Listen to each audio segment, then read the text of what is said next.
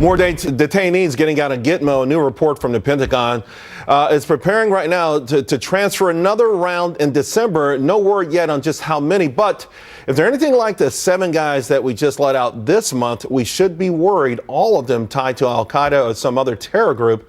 That's why former Navy SEAL Jonathan Gilliam says closing Gitmo is a no-no. And, you know, it's just, it feels like we are doing a de facto closing of Gitmo without the public relations, without the headlines. We've gone from 800 right after 9/11 to about 143 now. We're dumping these people all over the place. We're dumping them, and we know that it was something that Obama wanted to do when he, ran for president. I mean, that was one of the things he ran on, was to get Gitmo closed.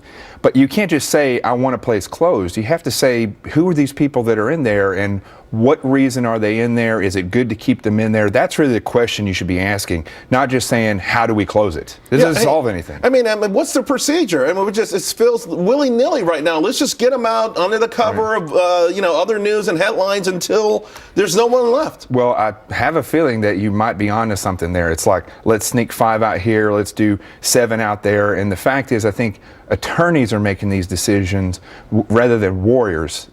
If somebody, I would rather just see a large camp set up over there where we're fighting, and you're a prisoner of war, and that's what they are. You're a prisoner of war. You stay there until, the war is over with.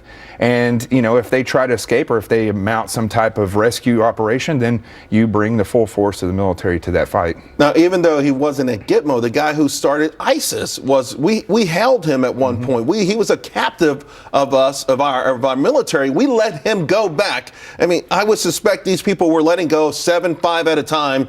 They go to other prisons, they radicalize people around them, they get out, they go back and fight. I mean, how do we know how many of these people have joined back into the war against killing Americans? We don't. And I hear these numbers all the time, these statistics, but I think the one that you just brought up is statistic enough. This is one person that went over and then started leading an entire military army, a smaller military army of ISIS. But you're exactly right. I mean, let's say it's 70 out of a couple hundred. That's still a lot. 70 are people that have that kind of clout, can do a lot of damage to military forces, and they bring certain secrets to, this is how you're going to be treated, and they can do certain training to the people who may be who may be caught.